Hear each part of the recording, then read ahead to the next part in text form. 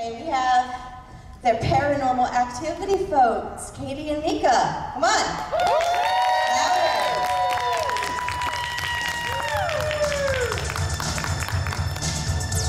Louder.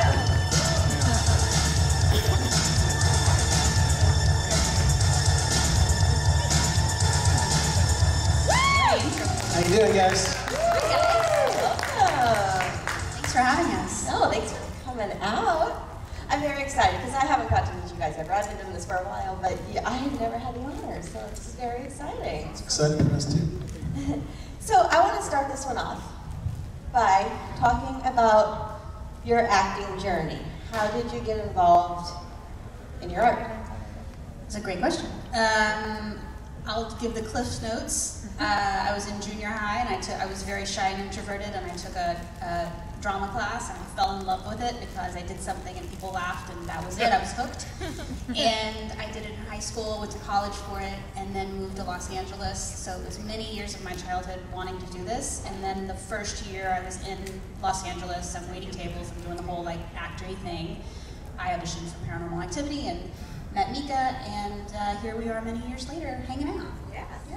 So no one has ever asked me this question. Right. This is a world premiere of this information. My first acting gig was in kindergarten. We did The Grouchy Ladybug. Strong choice. And everybody else had one line. But I was in every scene because I was a grouchy ladybug. And we went around to all the old folks' homes, we did the local tours. It was fantastic. Then it was, from there it was all downhill. But You peaked at the Grouchy Ladybug. Just kidding. So I did that, and then I just kind of got away from acting for a little bit. I went to college for like philosophy and physics. I was kind of doing that. I guess I did a bunch of acting, and I don't know. I was into musicals, I think. And We're then, doing guitar stuff. Oh yeah, and I went to music school. That's not acting though. Yeah, that's not It's acting. art. That's art. Well, there's a. It's a segue to acting, I'll accept it. Okay, great. The judges say it worked. And then so I get to LA, and I was in college for philosophy because I wanted to figure out what the mind of God. I wanted to know the secrets of the universe, and I actually did complete that journey. However, it wasn't what I thought. I was like, oh, I realized that you can't know that. And I was like, well, what do I do now? And I was like, well, might as well go to LA and make a movie. And so I just drove across the United States, stopping at all the best barbecue restaurants. And I got to LA and auditioned for Paranormal Activity. Was one of the first things I auditioned for. And then all of a sudden, I went from like auditioning in student films to like lead role in a $200 million movie. It was kind of a wild ride. So yeah, here we are. Now we're here on the stage doing the Days of the Dead Atlanta. Living the dream, huh? Rock and roll. You said you went to music school. I did, yes. I went to Musicians Institute in Hollywood, Guitar Institute of Technology, otherwise known as the School of Rock. So hopefully we'll have a little like karaoke later or somewhere, and then we can all rock out together. Was Jack Black your teacher? Maybe. He wasn't. I wish he was. Right. Okay, so tell me about your paranormal audition. Well, like Mika said, it was in a tiny theater in North Hollywood, and it was very unlike most of the auditions I had gone on. I don't know, I think you might say the same. Usually at an audition, you have your headshot, you have all the stuff, you go in and you sign in and you give your headshots, and the casting associate, you wait, and then you go in and you have sides and you perform with someone on tape. Well, in this case, I was sitting out there with my headshot and my resume, and I was watching these women go in, and then 15 seconds later come out with their headshot, just looking like confused and kind of disgruntled, just one after the other. And I'm like, what is happening in there? And why do they still have their headshots? And what am I walking into? And also, it was in a theater, which was unusual. It wasn't in a casting office. Anyway, I walked in, and there was Oren sitting there in a chair. And I said, hi, I'm Katie. He went, hi, I'm Oren. Tell me why your house is haunted. And I'm like, holding my headshot, and I was just like, oh. And I just tossed my headshot down and like got comfy in the chair, and I was like, it's been really a lot to deal with lately. And then just made up a story, and was in there for however long. The auditions are on the internet, so you can see them. But it's amazing how sort of effortlessly that it looks, and how it kind of, it was just like an exercise in trust, and just like saying yes to the moment. And then we finished the audition, and I said to him, to Oren, the director of the movie, I said, when will I know? Like, what kind of gall did I have to ask this man when I would know if I got the role or not? But it was such an authentic place of just like, I was so young and such a novice, and I was just like, genuinely like, when will I know? As if he would call me to tell me if I didn't get it, which is not how it works. And he was like, oh, in a couple of weeks. And I went, okay, thanks, and left. And I remember I called my mom afterwards, and I was sitting in the car, and I was like, either something's gonna happen with that, or something big is about to happen because I feel different. Like there's, like something has shifted. And I think it's this, if it's not, it's something else, but something has shifted. And I remember that phone call. Yeah, and then that week in the callbacks. So, we have to start at the beginning. Kindergarten. Not that far back. The casting notice for this job was fucking ridiculous. It was like, just so you know, you're gonna be in a house, and you can't tell anyone where you are, and we're gonna do stuff to you that's scary, and we're gonna film it. Good luck. That's a very broad interpretation. That's how he read it, that he processed it. That's exactly verbatim what was on it. I will push back a little and say, it didn't say you can't tell anyone where you're going and Definitely we're going to do stuff did. to you, because I wouldn't have gone. I will find this thing. I have it. Well, we can end this battle. We're going to put money on this. I'll put $100 on it. It doesn't say I'm going to do something for you. So it was unusual though, in that it was very like, you could tell the person who wrote it, Warren, was very like excited and very like focused on what he wanted, and it did say like no script, work long hours, work overnight around the clock. It sounded like vampire porn or something. It did not sound like vampire porn. It did sound unusual, but what I remember from it was that whoever was making it, because I got it on LA Casting, which is a place you go when you don't have an agent, and you can get student films, you can get some good stuff, and then there's some vampire porn on there that you don't want to mess with. And this one felt like legit. Like whoever wrote this breakdown, it did. Whoever wrote this is like serious about this, and I felt that. And it said like overnight, long hours, no script. So that all made me excited because I'm come from theater and I like collaborating. It did say San Diego. It did say some things like, you know, you have to be able to kind of go with the flow. It did say no nudity. Nothing will hurt you like Definitely you did. do not remember the no nudity. It's on camera. We'll circle back, guys. So anyway. Did you really want to do this vampire? Oh no, I went to the audition not at all. I was like, I read it, I'm like, fuck this. I'm definitely not doing this. And I'm getting out of the chair, and as I get up out of the chair, I'm like this, and I see the address, and it's down the street from my house. And if you don't know LA, if you can walk somewhere, it's like, oh, I gotta go.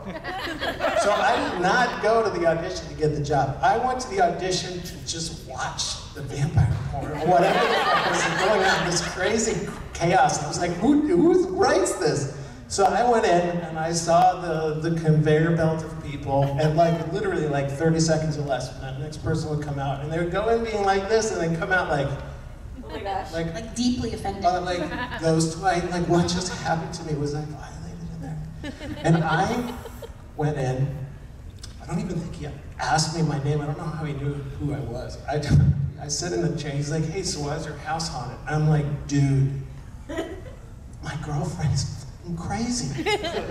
She thinks there's a demon in the house. And I went on and did my stuff. And I went in a kind of Ghostbusters direction. I was like, dude, there's ectoplasm under the fridge in the morning. What is this sticky goo? But it was really fun. And then we had callbacks. And it was like, Katie, Mika, this is Mika, this is Katie, Katie, this is Mika. So how did you guys meet? And we went into it. Just immediately like, oh, maybe you want to take it? Okay, well, yeah. We met, abroad, whatever, and then just we'd known each other for 20 seconds, and we did the whole backstory, and then which was our backstory for the actual movie, because we were like, it worked. Yeah, and then you called us back for a second callback. We were like, oh, we have another callback, but we were the only ones that got called back a second time because he wanted to make sure we could do it again.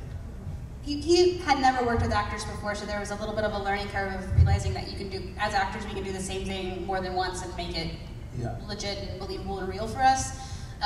And so that was part of that, of like, well, they did it once, can they act in love again? Let's try it out. But it was so fun.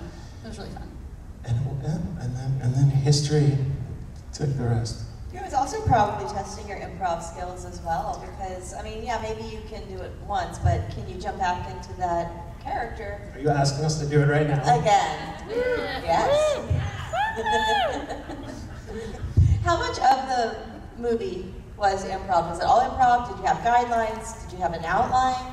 Did you have blocking? No, no blocking. 100% of the movie is improvised. We did improvise everything. I will say Oren had, he knew going into it, oh, there's going to be a scene with footprints. There's going to be a scene where you get dragged out of bed. Did you know that? At some point before we went, I'm sure that I did, because they were doing tests on stuff. Probably not when we So the way that he did it was there were some scenes that he needed to stage. To stage, like we needed to test how's this going to work, and there are some scenes where he was just like he would just freak us out, and some of those were the best.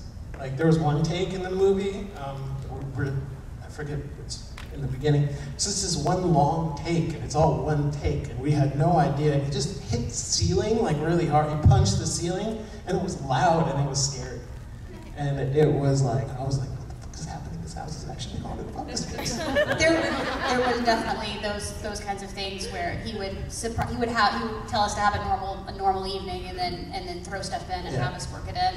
He's like your food budget for the movie is like here's $200. Go to Trader Joe's, cook your food yourself. It was very immersive. Film it while you're cooking so we can use it in the movie. It was very immersive. We stayed in the house. We went to Trader Joe's, and we hung out a couple of times before the movie to take photos of us so we could decorate the house. Because we needed to make it look believable. So we knew each other a little bit. But here we are at Trader Joe's, like, well, I don't know, what kind of food do you like? What kind of food do you like? And really, but all of that stuff was, I think it served the film, because if it forced us to quickly get to know each other, and since we were all, it was very much like a summer camp or something, we were there together, we didn't leave the house, except for one time when Oren did the fire Ouija board scene, we left, we and then he called us, he's like, okay, you can come back now, and we came back, and then did a few takes of it. She left out a very important part. What was the part? I don't remember. I thought we had the night off, so I was like, I'm gonna take a bunch of tequila shots. I was driving, guys. And I don't know how many tequila shots I took, but it was enough. And I'm like, and he calls me, or texts us, he's like, okay guys, come back now. And I'm like, oh, fuck. So I'm like stumbling back into the house, trying to do the scene. But it worked. It's in the film, I'm hammered. The Ouija board scene. Yeah. The characters are on a night out, right? Yes. So what do you do on a night out? I normally have a drink or 2 or 5. It worked. Yes. Or 5 was probably a bad idea. Yeah. In my defense, he did say we had a night off. Not that. Yeah. What was the differences between filming part 1 and part 2? Since part 2, obviously, part 1 is such a big, huge, gigantic hit, and now part 2, you have all these expectations. Were there a lot more people telling you what to do? Was the studio involved? There's a lot of creative control, maybe. There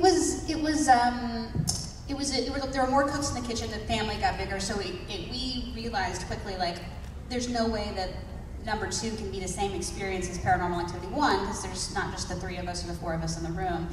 And I think everyone worked really hard to try to take what worked from the first movie and make it work in a more studio-like setting.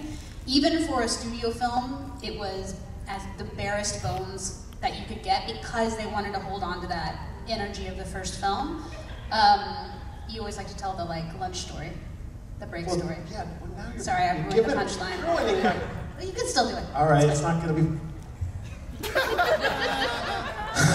So, I hated doing it. No, we get on set. This is how we made Paranormal Activity 1, okay? The more you work, the tired you are. You're like getting exhausted, just like the characters in the film. Filming 18 hours a day, no sleep. If you do get sleep, Oren wakes you up after an hour and is like, okay, well, I've been filming you the whole time you're sleeping. I need you to turn over. So that's how you made the first one. I'm going into the second one. Okay, great. This is what we're doing. And I'm going to get in the takes in. We're finally hitting the groove. I'm like, okay, 6 hours later, it's going to be really good. So keep going. And then someone's just like, lunch! And then everyone scatters like cockroaches. Like right when you get into the flow, and then everybody has to register SAG, because then all of a sudden there's lunch. I was like, there's no lunch. Like you just, the rule is you go in the freezer, you get a Costco burrito, you put it in the microwave, you eat it in between takes. That's what, yeah, I was like, you guys don't have any films, Paramount. But overall, it was still an organic process. It's still improvised, although there was a writer who kind of did the structure of the movie and would give us ideas or kind of very vague sides, just so we would have an idea. Because there's also more actors, and so we needed a little more structure, and then we would go in and improvise off of that. So it was still. And it also was a little bummer because in the first one, Oren would be like, okay, guys, I don't have an ending of this movie. How do you guys think it should end? All of us sitting in California Pizza Kitchen, eating lunch, yeah, coming up with the ending. Like, well, maybe we'll just try this one. And so we were a fundamental part of the creative process in that sense. And then for the second one and the subsequent films, we really did not have that opportunity to be like, well, we need to fix this, and this is not going to work, and maybe we'll do this, and this is a good idea. And I really am bummed that we didn't have that kind of involvement, but that's in you, that's in both of us, that desire to produce and direct and write and have your hands in everything, which is why the first movie in so many ways will always be such a gift for me, and I know Mika feels the same way. We were hired as actors, but Oren gave us the freedom to be directors, line producers, editors.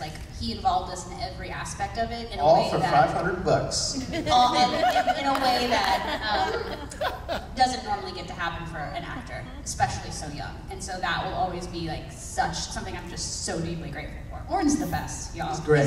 He's genuinely great dude. Choice human being. Are you guys horror fans before you got involved, or no? Yeah, I don't have the same level. My friend Clint Wells is a musician in Nashville, and he knows the horror genre better than anyone I've ever met in my entire life. And I don't have that level of knowledge, but I always loved being scared growing up and watching scary movies. Candyman was my favorite, Tony Todd. Candyman was my first crush. Wow. And then I married someone that looked just like him, and I realized that later. I was like, oh.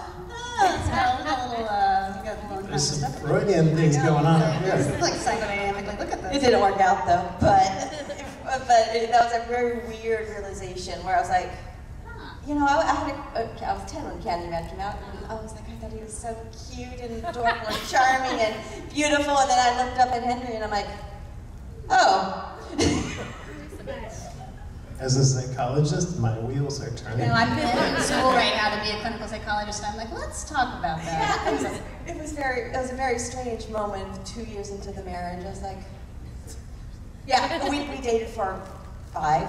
So 7 years later, I was like, oh, I'm dense. But she did put the pieces together eventually, better than late than ever. It's a little slow. Oh yeah.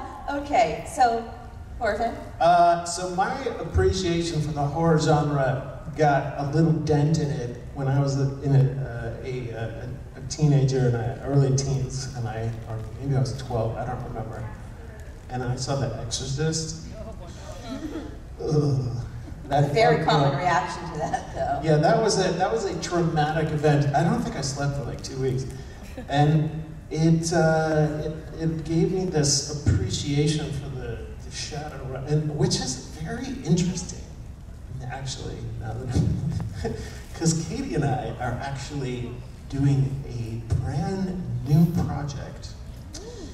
This is a world premiere teaser, not an official announcement, a teaser that is PR approved. We are doing I gotta get this right. Yeah, I'm not saying it. Do you have a script in front of you to get it right? Please. You gotta make sure. That's all the list of things we can say. Okay. Don't mess it up. In the email, it's like you Wait, can say this, you can't say don't X, even Y, tell Z. them about the email because we might There's not no be able email. to say that. There's no email. What email? What okay. email doesn't exist for anyone? We are okay if they. Oh wait, I shouldn't say that. Okay. I am so glad this is being recorded because I will run away. We are okay. This is. We so are scared. working on a forthcoming audio series about real-world paranormal events. But keep everything. And that's all we can say, folks. Do we have like an ETA, or are we still working on it? Or- Everything's under wraps. Can't talk about it. Can't talk I about don't it. have experience. We'll look forward to it It's in not a year real, or it 2 or didn't 10 happen. eventually. Yeah, Fun though. you know, I can say this is safe. We've had a lot of fun doing it. it's really yeah. It's a little out of I am scope of guessing what- that it will be. Careful. Okay, I can't say it. It's a little beyond what I'm used to exploring, and it's been fun to like hang out with Mika again and have a reason to like see him in the world and do something creative and have banter, and you know, it's been really fun. Yes, and I would be shocked if there wasn't a forthcoming announcement in the next couple months, at least. Do we have any audience questions? I got more. Come on, guys. All I right. have some hands.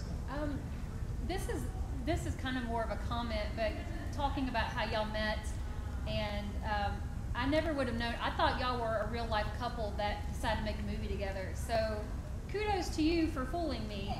And but what did you feel when you found out there were going to be more paranormal activities that y'all weren't going to be in or be a part of? How did that make y'all feel? I have a great answer. Okay, go for it. So the first movie we, what's your name by the way? Oh, Natalie. Natalie, it's nice to meet you. Nice to meet you. The first movie almost was recast. Paramount bought it, and They wanted they wanted to put real movie stars. J-Lo and Brad Pitt. Yeah. And so even before the first one came out, there was a level of understanding that this wouldn't always be our baby. And Warren talked to us about that and made a decision to agree to that if there were certain things were put in place, one of which being the execs from Paramount had to watch a screening in a theater. And then what happened was Paramount execs did that, everyone got so freaked out and scared, Paramount was like, I think we can just leave it the way it is. So even back then there was an understanding that like, the gift of this project for us, for me at least, was the doing of it, and everything that's come after has been like the most glorious icing on the best cake possible. The second movie was fun to be in, all of the sequels were fun to be in, but as soon as the first one was over, it was like, this is now someone else's thing, and I'm gonna be its biggest cheerleader, whether I'm in it or whether I'm at home watching it on TV and eating popcorn. So I never had really I would love to come back and have some questions answered about my character, but if that never happens, that's okay, you know, and I'll be excited for whatever direction I take. I have some thoughts about this. I'll start by saying we used to joke when we were doing the original film about all the sequels that would be made. It's just some manifesting that we didn't know we were doing. We're literally joking, and one of the biggest jokes was Paranormal Activity 6, 3D, because it was so far away from this, like, you know, and literally that was the actual joke on the set of the first film. And we did not see that coming. We had some magic happening there with that There was manifesting. We going should have, on. yeah. Yeah, so, We're talking about like world peace and stuff. yeah, whatever, and then I'll take what we got, right? So, so first of all, I played a character who died 3 times in the same franchise in 3 different movies. Like, I don't know if that's a record But or whatever. I was thinking but it's the same death. Because It's- other people have been killed multiple times, but how many Right. times has it been the same death Ooh, world record. in 3 different I movies? should call the Guinness Book of World Records. Just saying. Anyway, So I was super thrilled about that and everything. And I was thinking, because, you know, there was the mentioned the untold story about Paranormal Activity documentary came out, and, you know, Jason Blum was saying how, like, he wasn't super psyched about how the 4th movie and the 6th movie went down, and the new movie, there's some crunchiness. But the first 3 were so awesome. Everybody loves those. I love those. I was thinking about what the difference was, and I remember sitting and watching Paranormal Activity 4, and I was like, this is a great movie. It's scary. We have a great lead actress. She's really talented, and everyone in the movie is great. The Xbox cam is a really cool way to, like, you know, to keep the visual thing going. But what the one thing that movie didn't have that it needed was to continue Katie's story. Yeah. That's the only thing that really would miss it, and that's really from that point on. It, like, the franchise took a different direction, started doing the whole witches thing and everything else, and it was like, where's Katie's story? And I think that was the fundamental writing problem in the franchise that created a disconnect between those first 3 and the later films. And I personally really wanted to hear what happened to Katie and see what happened to Katie, because the fans kind of deserve that, in my opinion. So that's my take. Thank you for your question, Adam. Can you guys talk a little bit about, like, obviously you did have a lot of experience going into the film and watching the returns come back, like how it changed your life, like were you guys recognized when you went to Trader Joe's later on? Like, because obviously it's a life-changing event when you're in a box office. And did it freak out because they thought you were dead? Well, at first we were literally not allowed to go out. Really? Yeah. We weren't allowed to promote it. Well, like, leave our homes. I remember, like, when they did have the premiere, we were literally hiding behind a mailbox across the street. Like, can they see us? I don't know. There's like 4,000 people right there. There were people lined up around the ArcLight, and our the manager at the time took us to see, but we weren't allowed to, like, be a part. So it's weird that I've been in however many, you know, #1 movies. Never been to a movie premiere of my own. But we did promote it once it was out, and it was a wild experience to go from, for me to go from, like, I interrupted you, you go, sorry. What? I interrupted you. Did you? I did. We have such a flow, keep going. Okay, it was a huge, crazy, first of all, man, Mika was my, like, rock during that, because Oren didn't do all the promoting with us, it was just Mika and I, and, you know, it's wild to go from having no press training, no interviews, never having any attention, to suddenly being like, you're gonna go on the Jay Leno show, good luck. And that's just a lot of pressure, and it was amazing and exciting and also scary, and so it was good to have someone there. Other people were way more scared than we were, though. They're like, holy shit, can they do this? Can they talk? Can they be? Yeah, there was a little bit of, like, can they speak coherently in front of it, you know?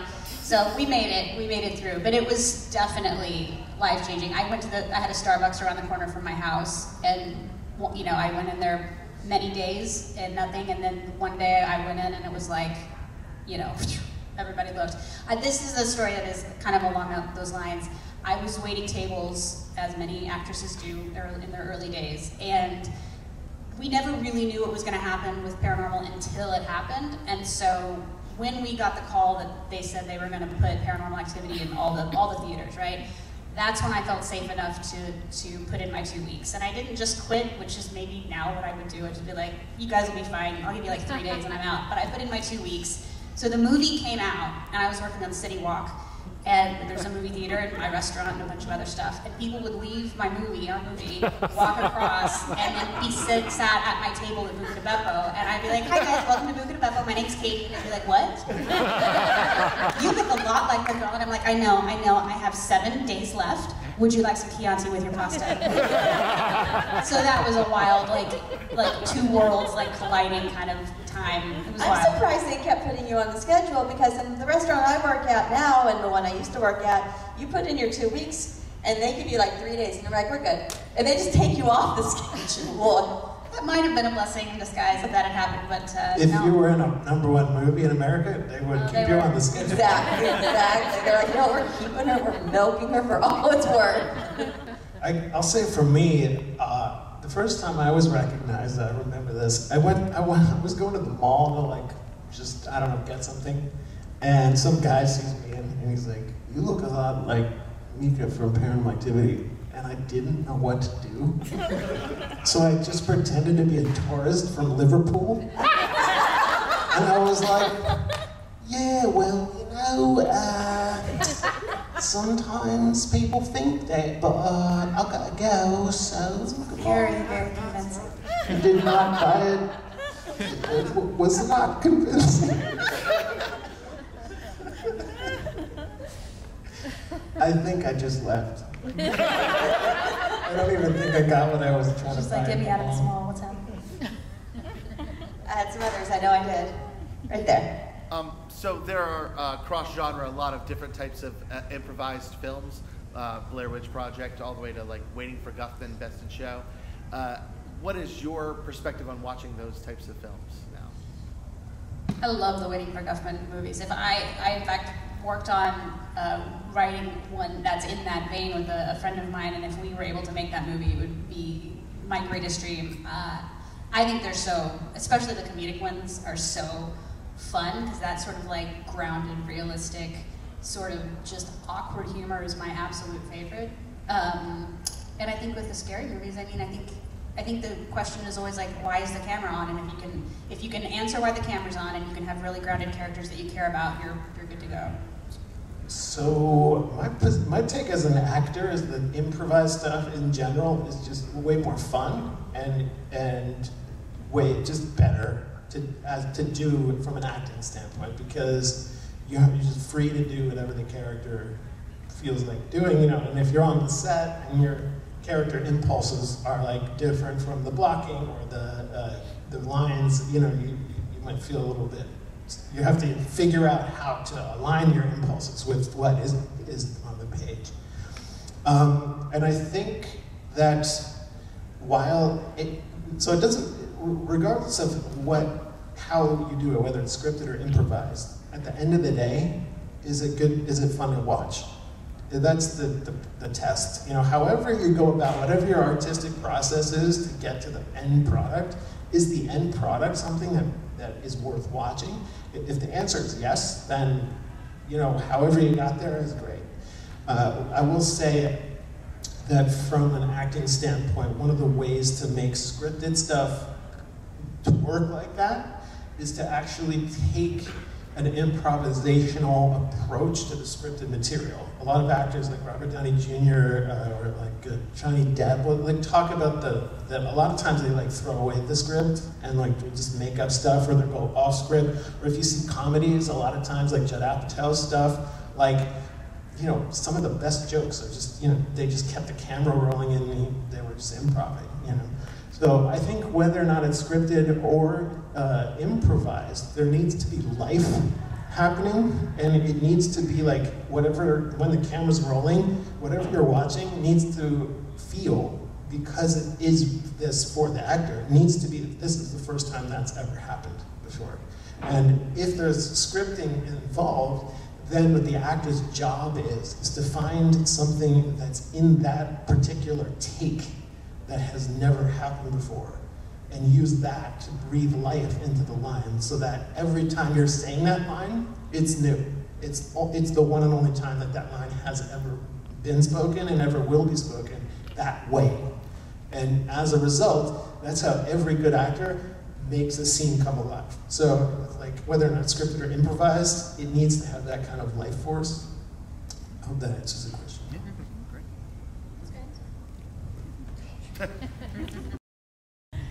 Anyone else? Yes. Well, I don't have a question, but I just wanted to tell you guys, Halloween night 2009, my wife and I went to see Paranormal Activity.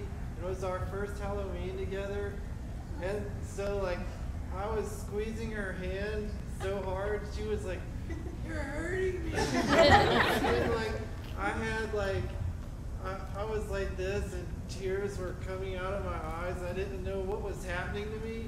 That's the only time I've ever been that scared in a movie. Well, I'm glad you guys were together, you know, and you didn't have to go through that alone. And I hope that was a fun experience, and we love hearing stories about people's experience watching the film. It's really gratifying because we had so much fun making it. So it's I nice get that, man. I gotta tell you, the first time I saw Paranormal Activity in the theater, I was freaking out. And the guy next to me leans over, he's like, you know you're in the movie, right? And I'm like, I know, it's fucking scary.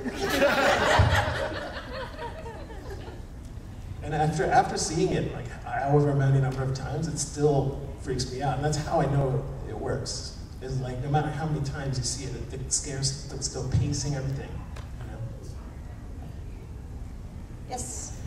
How many people have thought that you're actually haunted by something demonic? A lot. I mean, here's the deal. This is some trauma. No, I'm kidding. So when we started at the very beginning of the movie, Oren and I, was 23, never thought this movie. It wasn't that I didn't believe it could. I just didn't think it through. We were in the moment. We were making something. We weren't worrying about 10 years later. Trying to get to the point where it's like on screen and good. Yeah, we're like, let's make a movie that we would want to go see.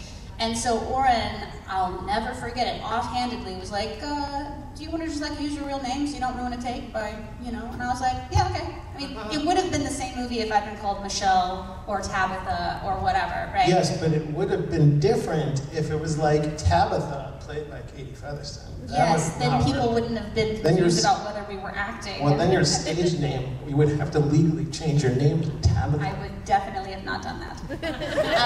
So you could have changed, if you had thought this out, like, keep your first name, but change the last name.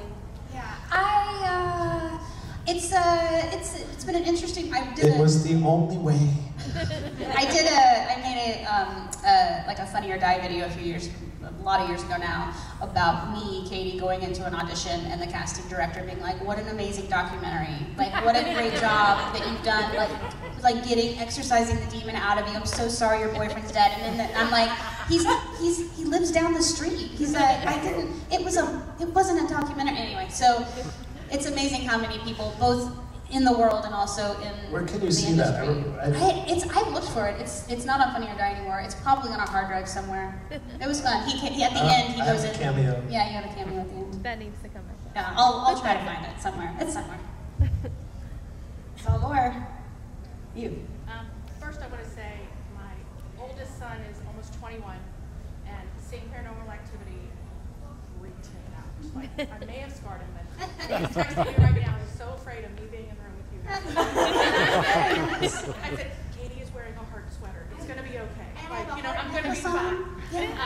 So when I think of Paranormal Activity, I always think of you guys. And there's so many movies, and unless you guys pop up in it, it just doesn't feel like Paranormal Activity. Do you think there'll ever come a point where you won't pop up in a movie? And if they keep making them? I mean, the last one we didn't, right? The sixth one. I think that's the only one. Seventh one? Sixth and seventh one. Oh yeah, the seventh one. Yeah, so the past two. And Yeah. so yes, I would love it. It would be if someday they decided to circle back and do something, I'd just totally be like, welcome back. Katie, I'm let's so do it." down to come back as a zombie. I can't wait to do that. I will die in the same way in exactly a fourth movie too. Like, that is cool. Guinness Book of World Records, come on. Yeah, no, I would love to do that. But the door would, I mean, we're doing other things and life is very full, but there's no way that door would ever be closed on my end. It's just like it came from us. Like it'll always be super special. I did pitch to Jason Blum at one point. I was like, we'll just shoot a sequel, $15,000. We'll just find a house. We'll just do it on our own. We'll just do it on our own. We'll bring it to you. We'll pitch you the whole movie. It's already finished. It's done. Trader Joe's, $500. Sequel. Whole Foods now. Whole Foods. All right. Bougie.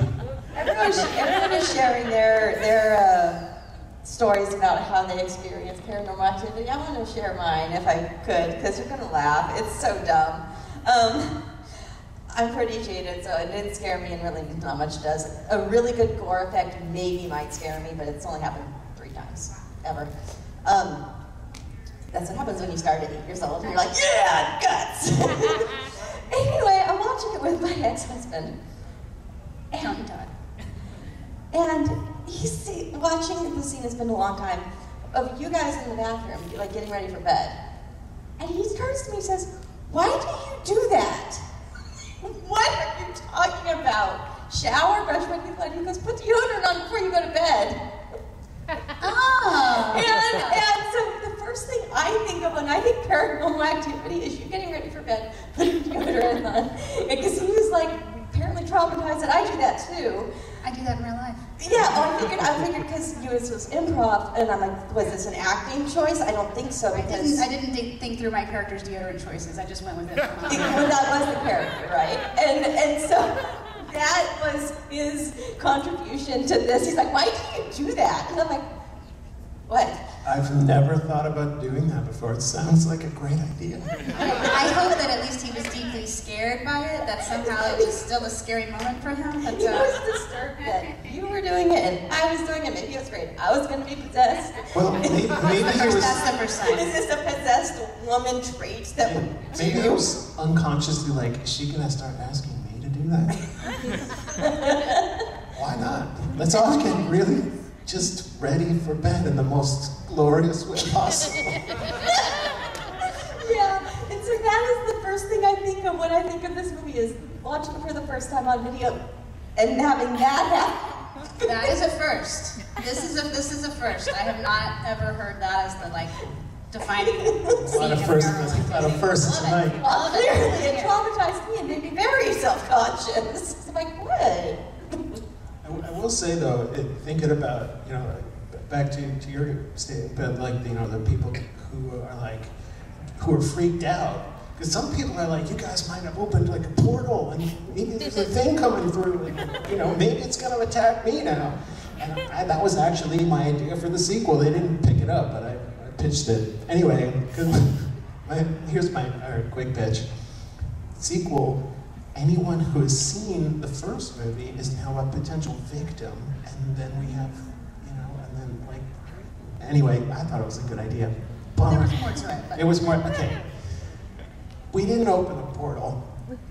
It was a movie, we did it for fun. There was good energy. We did create a spirit of a demon, but it was just to help us act. She doesn't like this, but it's true. And then we closed the door on that, and then everything is okay. So, but here's the caveat. When people watch the movie, you can potentially start creating your own portals to the shadow world and connecting to spirits and things. So that, if you're doing that, that's on you. Just be careful and realize that you can shut those portals at any time. And so your son doesn't have to worry. He just needs to learn how to shut all the portals to the shadow realm. He'll be fine. I hope that was informative. Very helpful for the frightened people. I saw some more. You. So what was the pivotal moment, the paradigm shift, where you guys really realized that Paranormal Activity was going to be a big thing? I would say there were several moments, some key points. The first was the screening, the test screening at Paramount that Katie was talking about earlier. And people were in that movie theater and they were walking out. And the Paramount executives were like, oh shit, this movie's not working. And then they were like, hey guys, why are you walking out? And they were like, because it's too scary. We're freaking out. We can't stay in that room. And they were like, okay, maybe there's something here. So that was the first one. Then the second one, there was these midnight screenings at colleges and stuff. And people were it was packed and created this groundswell. That was kind of the second one. And there was the Demanded thing. Demanded was crazy. Because it went from college towns and it got bigger and bigger. Yeah. It was supposed to be like LA, New York, then it went to college towns or something. And then, there were a couple of big moments for me. One was when Oren called and said, Steven Spielberg saw the movie, he has some thoughts. And I just I was at my mailbox, I had my little waitressing uniform on and I was getting my mail and I was just sorry, what? Just slid down and I was break it down for me. What has happened? And I had to get in the car the next day, meet up and drive down to San Diego and do reshoots for the ending because Steven Spielberg had some thoughts. It's okay. Sure, Steven. That was a big moment. Whatever you want, Steve. Getting notes from Steven Spielberg, when it's not even his movie, it's pretty damn epic. Well, technically it was. DreamWorks bought it. That part of the but even then, like, it was a long time before it came out, and there were moments where it was like, oh, this is gathering momentum, or oh, this is a next level up. But I think for me, it was when they said it's going to go nationwide, and I was like, oh, I can actually like tangibly quit my job. This means we're going to be promoting it. This means like that was like, oh, life has just changed. There's no putting the toothpaste back in the bottle now, and it was. Bottle? You know, I like to wear my deodorant at night, and I like to have my toothpaste in a bottle. I shop at Whole Foods. I don't understand why I'm getting so much grief about this. I'm learning so much about you. I just Do you learned have any that. questions about her deodorant habits? I have to say this. In the car the other day, driving to the airport, I learned what his middle name was. How many years have we known each other? And I didn't know his middle name. You can tell him. I know what it is. You want me to say my middle name is Einstein? If you want to Wow. know, okay. I just think that's amazing. I think it's an amazing middle name and incredible that I never knew. I can't believe I didn't know your middle name. Anyway, back to the question. The Demand It campaign was crazy because that was when you could vote to have it in your town, and it was like a million people. A million people were demanding this movie. Steven Spielberg. There's a part of the story that has not yet been revealed to you, at least today. Steven Spielberg watched the movie at night, and while he was watching the film, the lock to the room, he was the only person in the room, locked, and he couldn't open it. He had to call a locksmith to get himself out of the room. So, he stopped watching the movie. He watched the rest of it the next day in the daylight. And then he took the DVD back to DreamWorks in a garbage bag because he didn't want to touch it, and he didn't want this thing in his house. This is the guy that made Poltergeist. So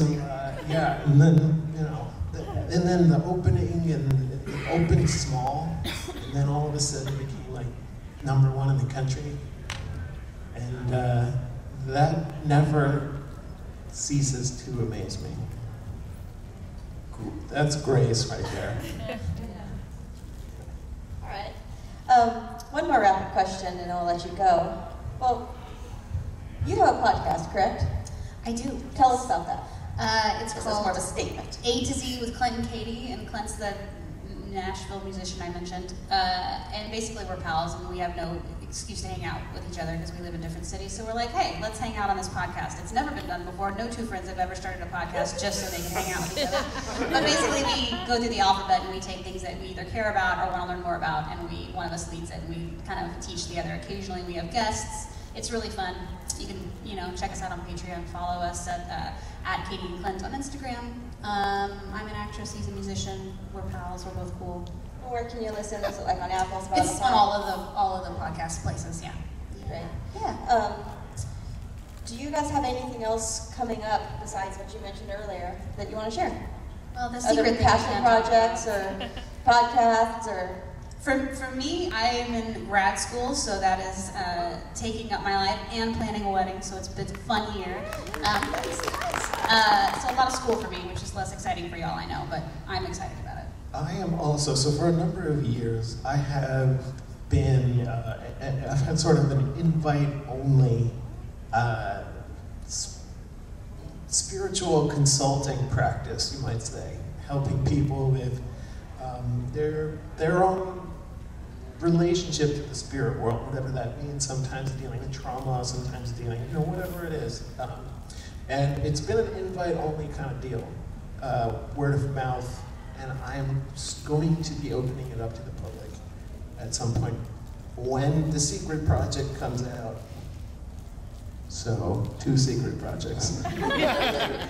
And how would people be able to find out about that? Instagram? Yeah, if you follow me on Instagram. I got off Twitter for obvious reasons. I'm on post.news, but just follow me on Instagram. What's your Instagram?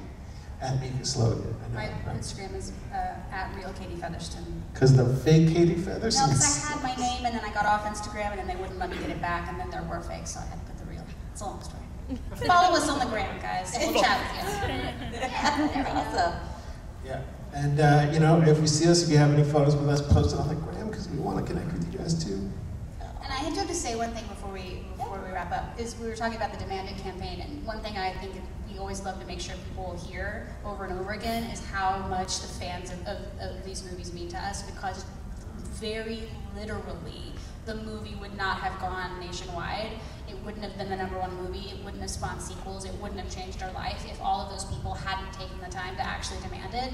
And it is like I could hug each one of those people one by one. I would like. Is there anyone in the audience who demanded it? We did. Oh, you guys are the best!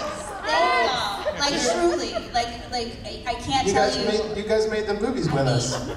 You're literally in the DVD credits. And you have changed our lives in so many. Did you guys find your name on the DVD and pause it? I did. Yeah. Thanks. I love it. Thank you very, very much from the bottom of our hearts. You guys are the best. I love all you guys. Thanks for coming out today and for having this good time with us too. Everybody here, we appreciate it.